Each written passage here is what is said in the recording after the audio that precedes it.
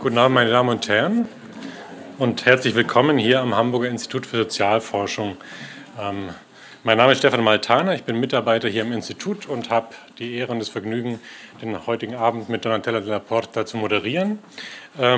Vielleicht kurz zur Sprache. Der Vortrag selber wird, wie angekündigt, auf Englisch sein. Sie können Ihre Fragen im Anschluss aber auch gerne auf Deutsch stellen. Donatella della Porta versteht Deutsch und ich kann im Zweifelsfall auch Fragen übersetzen, sehr gerne. Ich möchte die Einleitung, die ich jetzt hier gebe, bewusst sehr kurz halten, damit wir möglichst viel Zeit für Fragen am Schluss haben. Aber zwei kurze Vorbemerkungen oder eine vor allen Dingen. Vielleicht, wie manche von Ihnen vielleicht bemerkt haben, ist in der Ankündigung vermerkt, dass dieser Vortrag im Rahmen des Projektes Mapping G20 stattfindet. Dabei handelt es sich um ein Projekt zur wissenschaftlichen Aufarbeitung der Ereignisse um den G20-Gipfel in Hamburg letzten Jahres im Juli. Dass wir hier am Hamburger Institut zusammen mit Simon Theune und Peter Ulrich vom unabhängigen Institut für Protest- und Bewegungsforschung und dem Zentrum Technik und Gesellschaft an der TU Berlin auf den Weg gebracht haben. Das Projekt wird durchgeführt von einem Netzwerk von Forschern, von Wissenschaftlerinnen und Wissenschaftlern aus der sozialen Bewegungsforschung und der soziologischen Gewaltforschung in Kooperation unter anderem mit der Zeit Online. Ziel ist, die Ereignisse der Protestwoche zu dokumentieren, zu rekonstruieren, insbesondere im Hinblick auf die Eskalationsdynamik. Wenn Sie Fragen dazu haben, können Sie sich im Anschluss an die Veranstaltung gerne an mich oder an Simon Theune und Peter Ulrich, die auch hier anwesend sind, wenden. Gut, dann werde ich mal ins Englische überwechseln. So, I have the great pleasure to introduce Professor Donatella della Porta, and we are indeed proud and happy to have her.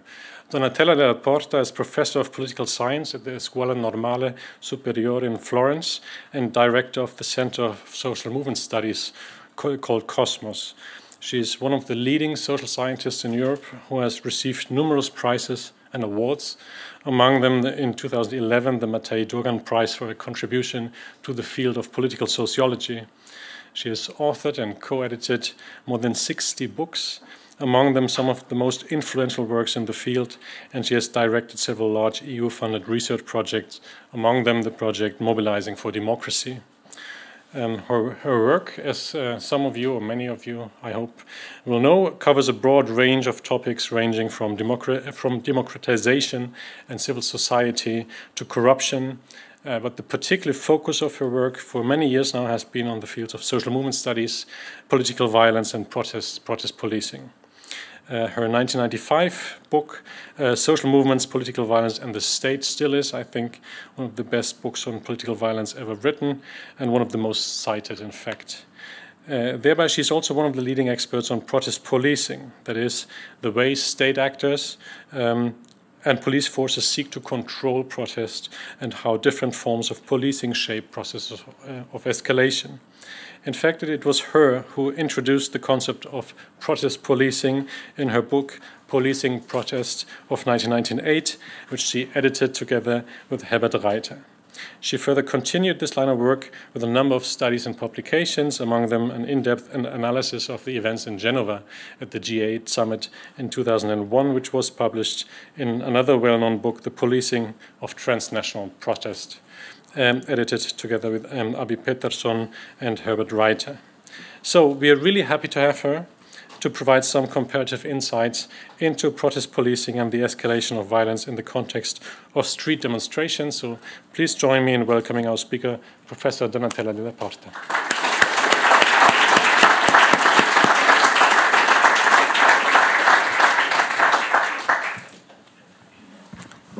Thank you, Stefan, and thank you for this invitation. And I will try to talk for only about 40 minutes and look forward to the discussion as well. So the one that Stefan has shown was my first book on the policing of protest, and I am a sociologist working on social movements. And when we started working on that topic, what pushed us was also the observations that on the one hand, the policing of protest is so relevant for social movements, and the social movements are relevant also, historians of the police says, for the development of the police itself. But very often there is little interactions between people working on phenomenon of repression and people working on social movement.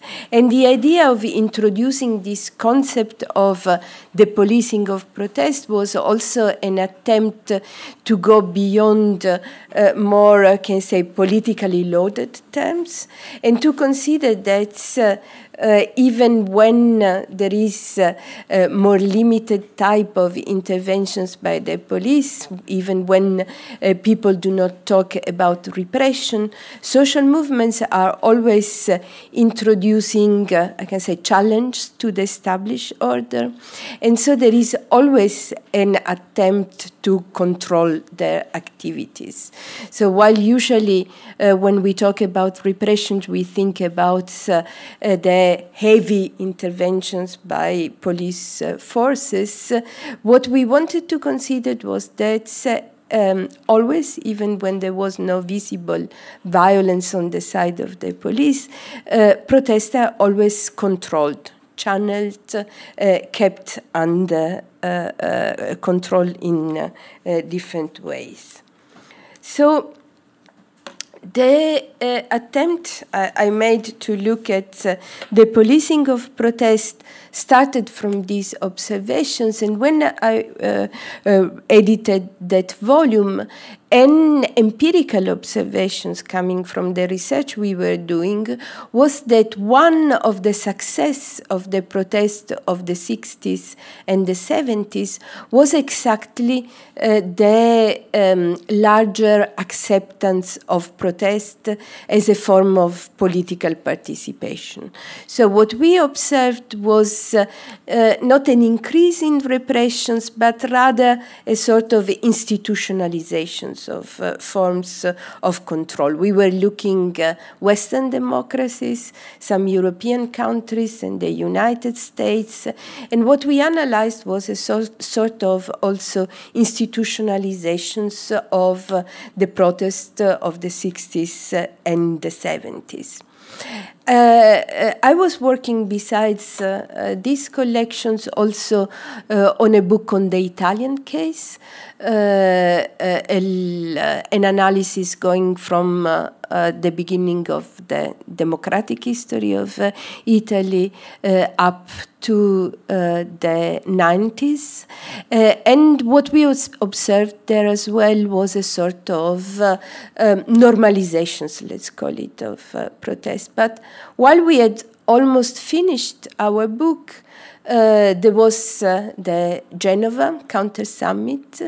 The police killed one young demonstrators, and there were episodes of torture. There were episodes of violence against the protesters, and it seems that either we had been wrong in our analysis, or the times had indeed changed.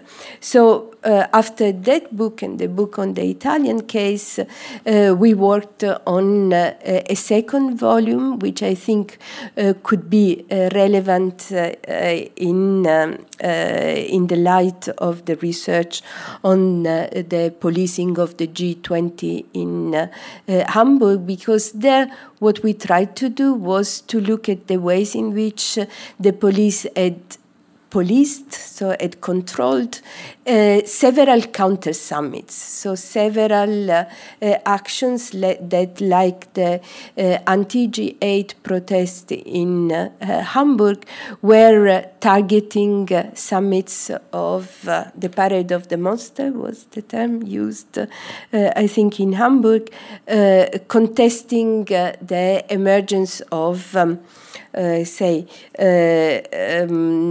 international organizations with little democratic legitimacy.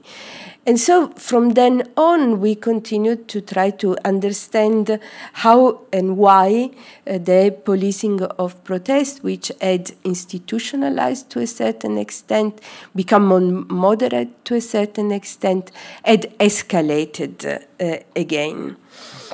And so observations was that the policing of protest is important, but it is little studied, and how can we understand why and how the police is intervening in protest. There were different type of approaches which we found not very convincing. One was that the police is just there to keep law and order, and that they just react to the challenges. What we saw immediately in our research is that the police has differential strategies in dealing with different type of protesters, different types of challenges, different type of people. On the other hand, there was another interpretation which we thought was not sufficient in order to understand what was going on in the control of political protest, and it was the idea that the police is just the long arm of the government, that the police does what is asked for. It is true that there is strong interactions, but in sociology there is a term which we found useful to address the police as well. It's the term of a street-level bureaucrats. So it means the police as other type of bureaucracies related with the states, knows that there are some rules as orders to implement these rules, but the police also has to define a situation. So they have to implement some rules about concrete episodes, specific type of peoples, and for this they need to construct their own visions of what is going on.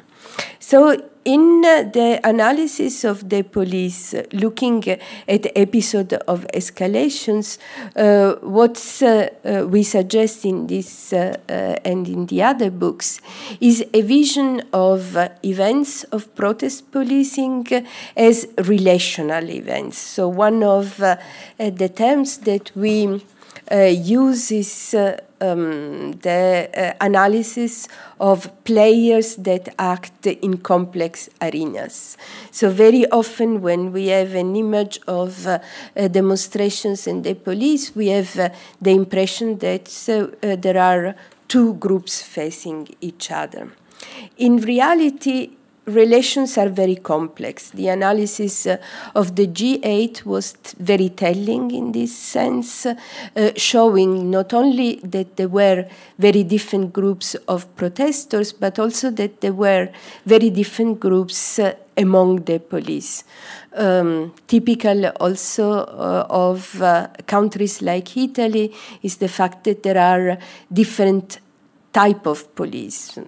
The carabinieri, who are the military type of police, and the civil police. But you also have different local traditions. So also when we studied the German case, the Bavarian police is different from the police in Berlin, and so on and so forth. The kasernierte police, the military type, those who live in barracks, are different from the police who is usually more involved in intelligence. And for instance, in the case of Genoa, what emerged also was that during the events, or just previously to the events, new group of special police groups were created for the control of demonstrations, and this had still yet other type of concerns and visions. So the events, the arenas in which the police intervenes is a complex one, and relational approach that we had tried to use meant looking at the ways in which in each episode very different actors are involved. And even when the events are short, like the policing of a counter summits, a few days, these different actors interact, bring in their own vision, strategies, and so on, but also change their strategies on the field, so they interact in the field. So relational, but also I think what it is important is to see that all actors intervening on the field have constructed their image of what is going on. So typically the type of dressing, the type of rituals, the type of interactions are read in different ways according to the different situations. And all actors tend to react not only to the facts, to what is happening on the field, but to the ways in which they perceive it. And this is very important because what we noted in our analysis already in that book is that the type of controls of demonstrations changed dramatically according to the type of actors that promoted the protest and how much the police considered it as dangerous for law and order, or on the other side, easy to police instead. Other elements which we stressed in the book is that the policing of protest is dynamic in the sense that there is a process going on, and it is a process which is in part visible on the street. So, for instance, in the research on the G20, there is an analysis of what is going on during the protest and the conflicts themselves. But the story is longer. There is also a lot of things which developed in invisible places, and usually the story is never the story just of that single episodes, but it is much longer because all the actors tend to learn from what happened in previous episodes, tend also emotionally to react to what happens in previous type of episodes, and construct this relationship in the long term. We have used in our research interviews with protesters and interviews with police persons, and we have used documents and trial records, and we tried to reconstruct the all events. But what we found important was also looking at the history of the interactions, the background of the interactions of the different actors.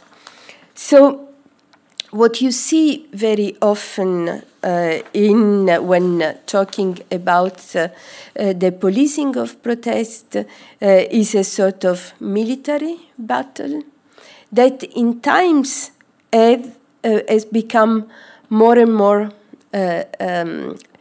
military in its outlook. This is this year the anniversaries of 1968, and you already see in the media pictures of the police in 1967 when Bernard Nessorg was killed, and in 1968. It was a different type of pictures. So you find an Ausrüstung, you say in German, sort of constructions of clothes and say equipment that is more and more oriented towards protecting the police persons themselves, but also give more and more the impressions of having to do with military people, with people who is just fighting a war. These are all pictures of Hamburg, but similar pictures you could find already in Genoa, in a sort of escalations of the militarizations of the police type of interventions. One has to take into account several changes in these evolutions. There was September 11, there is the specific type of readings of security threat and so on. But the very logic of the long-term interactions has been a logic of progressive militarization. So I'm not going to explain what is in all these columns, but just to say that I found that for explaining several type of political phenomenon, from interactions during demonstrations to riots, civil wars, and so on, the competitive escalations during the policing of protest often represented the critical events that worked also as a turning point. But that also that they were never acting and influential alone, but they were part of more complex type of development and interactions. So that's the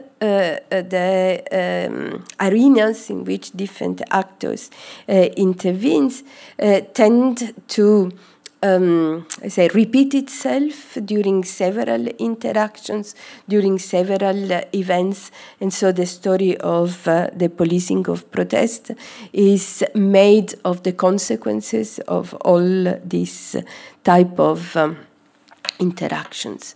So what I would like to do, because I think that it could also be, a reference point or be useful in locating the research on the G20, is to say something about how the policing of protest has changed in time, and to say something about how we tried to understand the reasons why the policing of protest developed in that direction.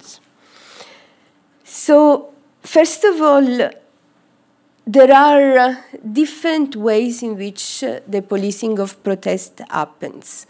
When you look at what happened in the streets of Hamburg during the day of the protest against the G20, you see especially the coercive type of intervention of the police.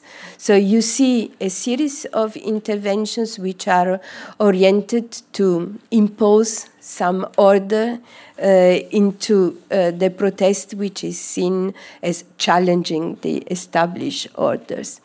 But there is much more than what is visible in the type of strategies to control the protest. For instance, there is the use of what I call it in inverted comma persuasive strategies. So the police also tries to control the space, keeping people outside of some spaces or constraining them within some spaces. And there are several ways in which protesters are convinced not to enter into some type of space. One of these has been used often during counter summits, is to keep a list of people who are not allowed to arrive into a certain space where protest is supposed to take place. So when people wanted to arrive in Genoa to protest against the G8, they were stopped very often at the borders. And this was done on the basis of very, unclear from the legal point of view decisions by the police about who had to be considered as dangerous and who not. The police is also using persuasive strategies in the sense of trying to dissuade people from participating, showing or threatening events of violence. So in Genoa, it was very similar to Hamburg. The type of, during the preparation of the events, the spreading of visions of the demonstrators as wanted to create chaos. So in Genoa, maybe some of you know the city, is a city constructed up on a hill. The police said that the protesters wanted to throw down from the hill, fire type of things, and blood infected with IF things.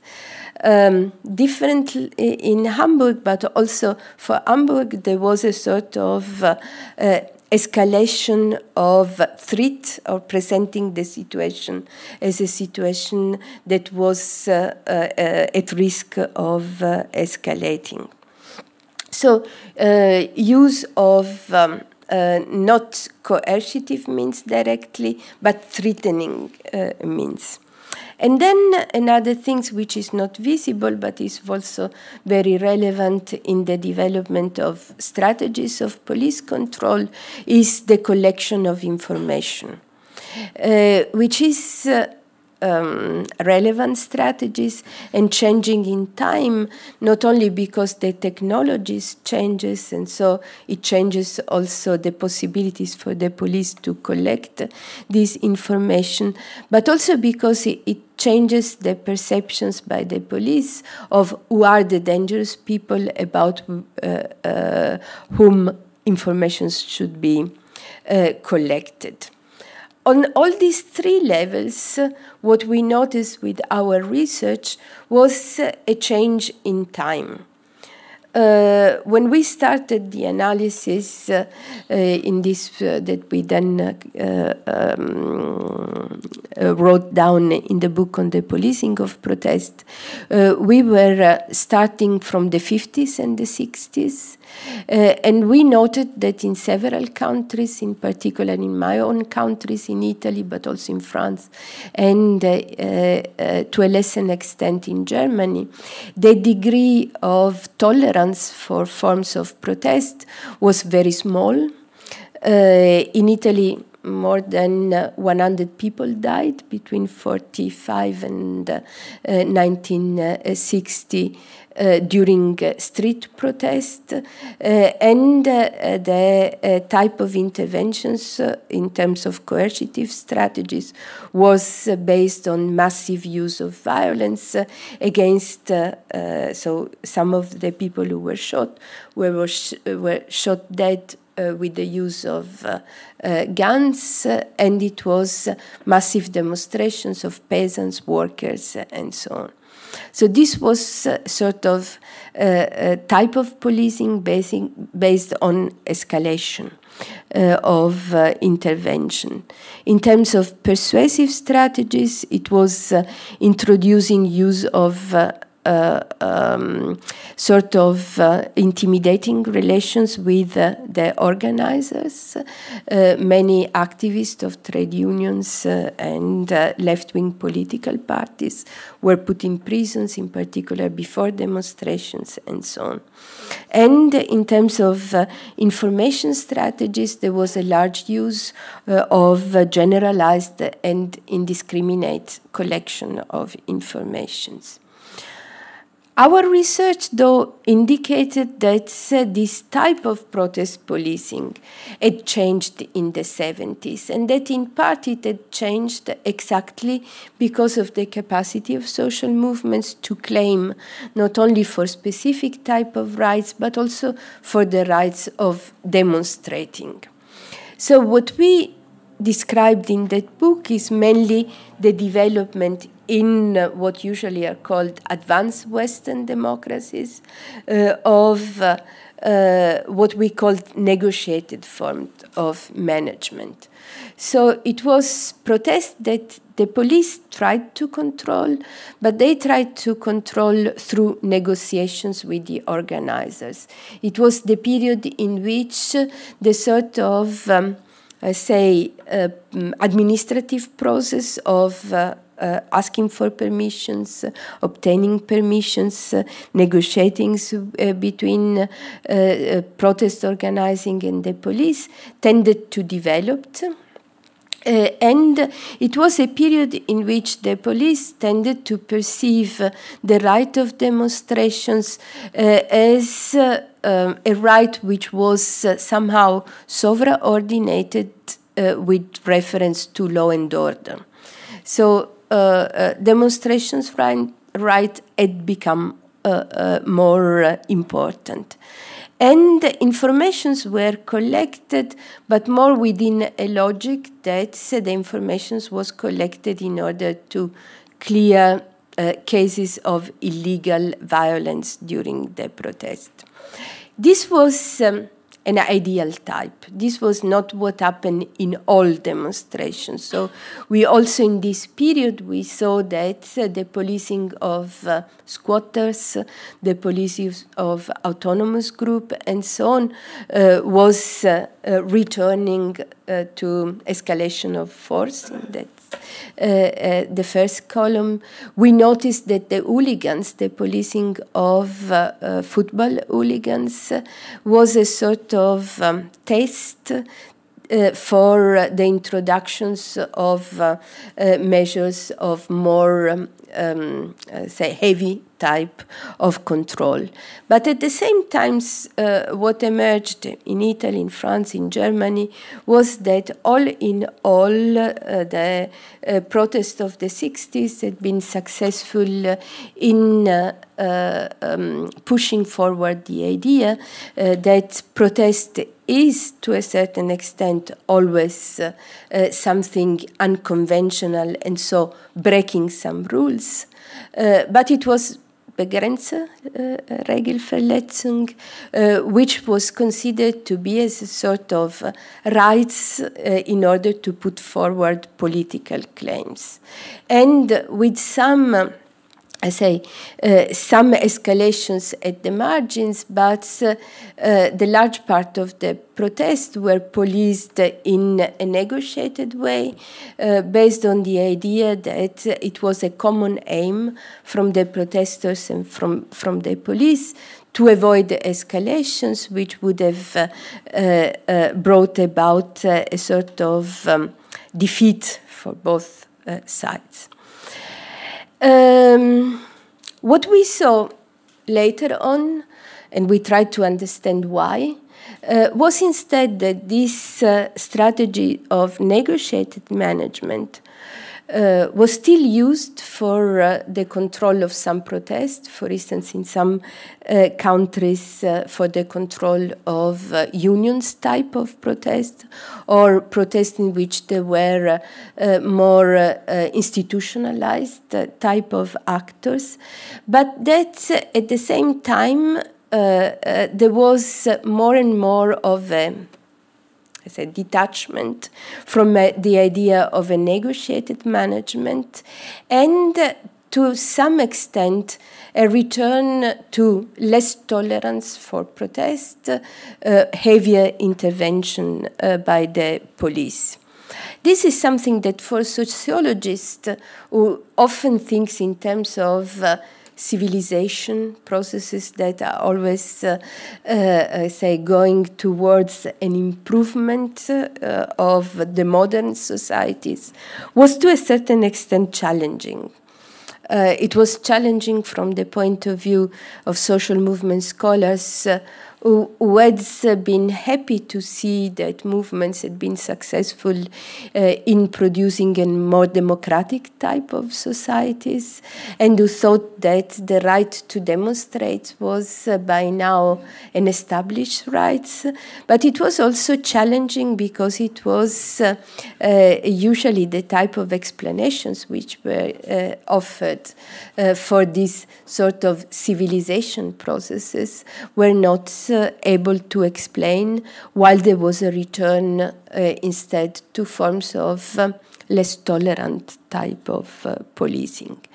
And what we observed, especially in the third book that Stefan mentioned, is that there was not exactly a return to escalated force, but for sure a different type of protest policing, which had abandoned some of the principle of negotiated management and had instead introduced again a recourse to massive use of force and the attempt also to deter demonstrators, reduced trust in negotiations with the protesters, and again a broad collections of informations on activists themselves. This is, this is just some of the strategies. Of course, when one looks at the control of protests, there is also legal persecutions, which is important. There is also the symbolic stigmatizations of the protesters in the press. But I think that already focusing on what the police is doing tells a lot about how the interactions between the state and social movement developed. So what we did, and I think that to a certain extent the analysis of the G8 add other columns in our pictures, is to try to take, a detailed pictures about what was going on in different type of different events. Typical characteristics of these events is that they were rather similar to the anti-G20 protest in Hamburg. They were events in which the protesters used the attentions towards summits of world leaders, let's call them, in order to put forward their criticism to the development of politics and societies. So the type of interactions were similar already then. The police tried to protect the leaders, and the demonstrators tried to capture attentions, very often organizing, staging events that were aiming through blockades, for instance, to disrupt the development of the summits in a symbolic way. So what we tried to see, first of all, was in Seattle in 1999, Windsor, Washington, Prague, Quebec, Gothenburg, Genoa, and so on, to see which of these specific forms of rituals, equipment by the police, and use of arms was taking place, in order to understand how there was and what it meant in terms of escalations of equipment and forms of interventions. So what we noted, for instance, was that the police tended to use more and more a type of rituals which had been used in the past but had been more and more stigmatized during the period of negotiated management, showing up in force and making themselves visible. What we had noted was that during the period of negotiated management, the police knew that their own presence and some types of visual messages were going to produce escalations. So they tended, for instance, not to put their helmet on, remain less visible on the side of the demonstrations in order not to give a message of military battles. This changed drastically because during the counter-summits, instead, the police tended to show up, as I have shown in the pictures and you have seen in Hamburg, making themselves very visible, so showing their hard face. Also, what was used in the counter-summits was a broad display of what have been called less lethal arms, which very emerged as quite lethal, deadly, really, also because they were used in ways that made them quite dangerous. So in the anti-G8 protest, for instance, one of the arms which was used, which made blessed more people, was a new special type of baton that could have been less lethal if it had been used in the right way, but it was used instead in order to hit hard. And here also the very visual, the pictures of the ways in which the police was presenting itself show some of these showing off of these arms. So while water cannons, tear gas are part of the traditional intervention of the police, more and more frequent was the use of rubber bullets or also of spraying, different type of sprays. Water cannons, which were not the traditional water cannon just with water, but with water with chemical things in it. So we noticed this type of escalations. And if we add other columns, so this finished in the beginning of the years 2000, but for instance, if you add Aligendam, you see that there was a sort of further steps of escalations. What I want to stress, which emerged from our research, is, however, that you cannot consider any single column as isolated from the others. It was a long story in which also the police from the different countries tended to learn from each other. The police in Seattle considered the fact that the demonstrators could disrupt the events as a defeat. And the police of other countries, policing other counter-summits, were watching the videos and learning. There were handbooks that were made and were used by the different police, and there were international meetings in order to decide what to do. Stefan told me I have just 5 minutes, so I go quick.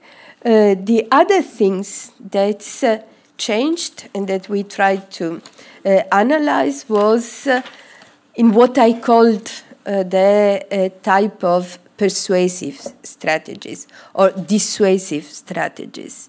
So typical of the control of counter-summits has been fences. So Naomi Klein, one of an activist of the global justice movement, wrote a book about the ways in which, or among others, stressing the ways in which the red zones became larger and larger, going from the first column to the last.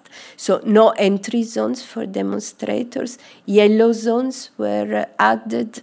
And the attempt was to create spaces in protest-free, in which protesters were not allowed. And this control of space was very important, and the escalations was also developed in terms of active ways of excluding list of activists that became longer and longer. And one of the chapters in the other book is about the transnational policing of protest.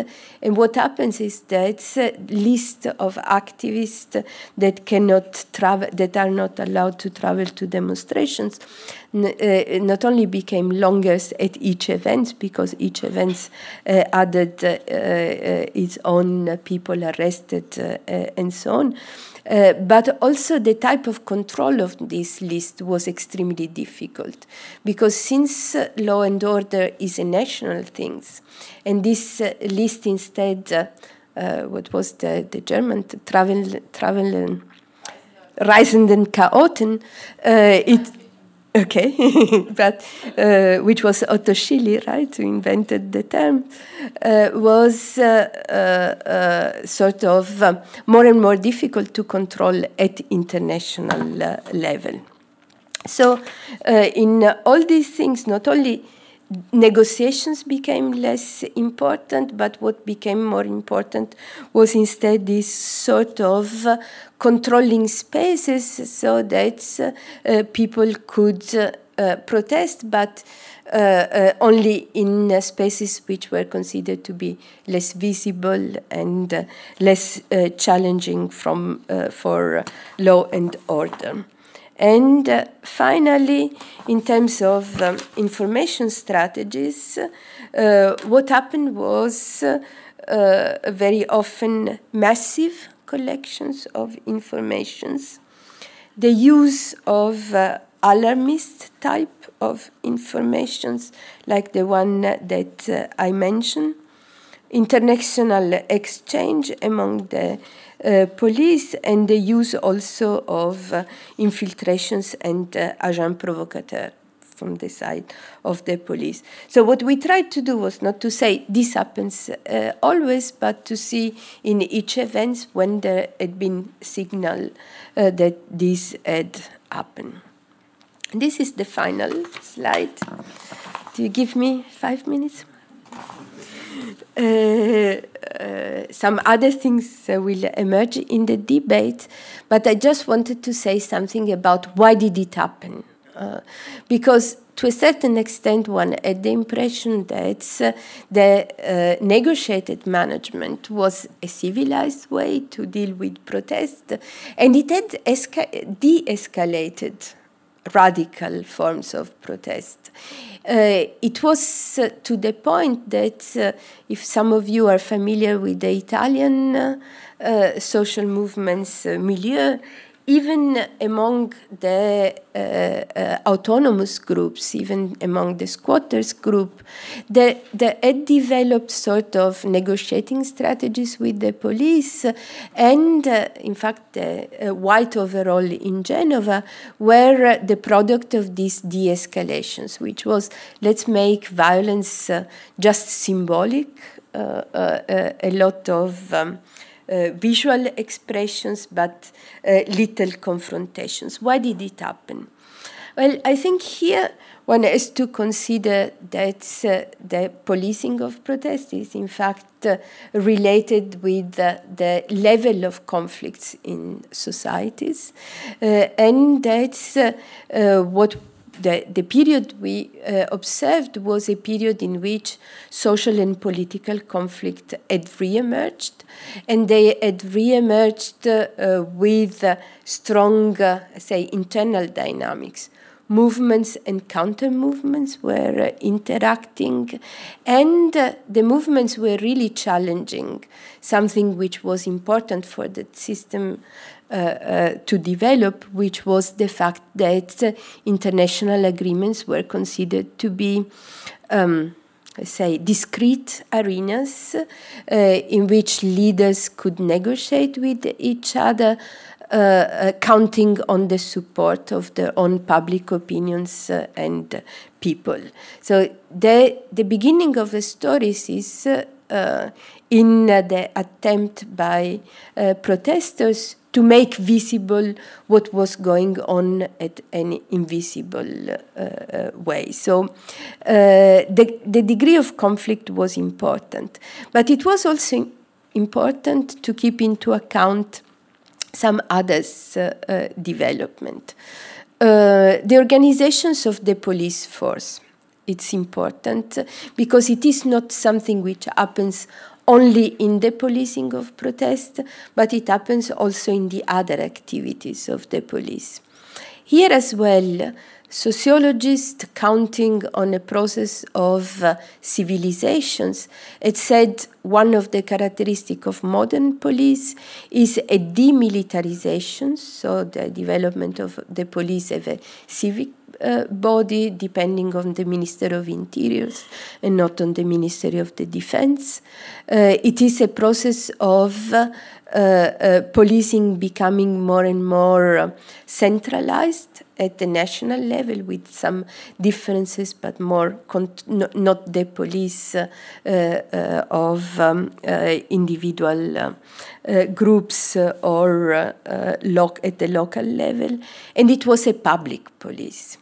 Now, scholars of policing pointed the fact that this, what looked like an trend towards civilizations, has been inverted. So there has been a militarization, even in countries like Great Britain, for instance, that had been considered as the promoters of a model of the unarmed bobby that is more community-oriented and so on. Instead, there was a process of militarizations, which was further supported, pushed forward after September 11 and under the discourse of a security threat. So those images, pictures I show the counter trend. There was also a process of destatalizations, the development of very different, points of control of the police. So the arena in terms of police forces became more and more complex, and there was a sort of privatization. Now there is a lot of research going on the several forms of either privatizations of police functions or privatizations of spaces. I was studying Blockupy and also the importance of protest at airports, for instance, or sometimes protest against precarizations of workers in shopping malls. All this is made all the most complicated by the semi-private nature of this space. Plus, additionally, the rights which has been allocated to big corporations and so on of building their own security body. So these transformations in the police forces is something which didn't happen only in the policing of protest, but is also relevant in general. There are some type of transformations that lawyers have studied about the conceptions of state control itself. So what this study says is there was once upon the time in the civilized moment a conceptions of the law as targeting specific type of breaking of the rules by people who were responsible for them. Now what is developing not only in the policing of protest but also in the policing of public orders, of parks, cities, and so on, is instead what lawyers have called the law of the enemy. That is not the targeting of people personally responsible for crimes, but the targeting of people that are supposed as groups to be dangerous. migrants, autonomous groups, and so on. And this has been a big change because it is a change which has been also incorporated in laws and regulations that are oriented towards keeping some type of people distant from the decent people and so on.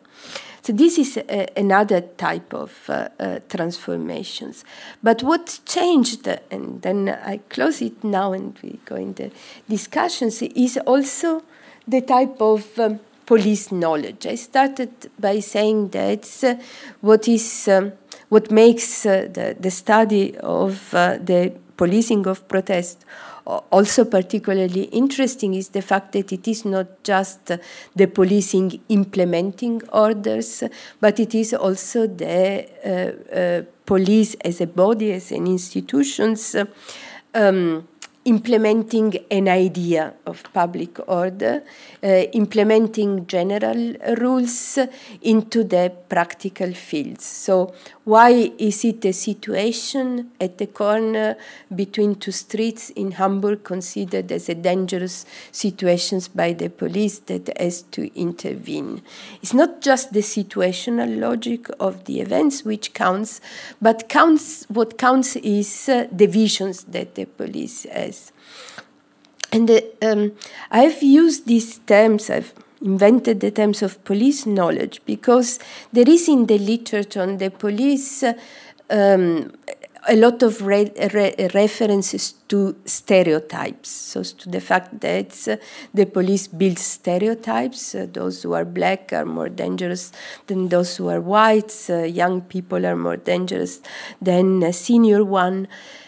Okay, this functions to a certain level, but what is important is not only the stereotypical definitions of a group, but also the ways in which the police, as other bureaucracies, perceive their own role. So what they are supposed to do? Are they supposed to defend the democracy and the rights of demonstrators to express their visions? Or are they supposed to defend the parade of the monsters or the leaders?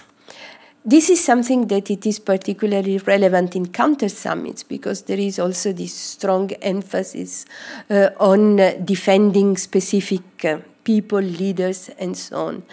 But this has been more widespread and became relevant also in attempt to create spaces of no protest.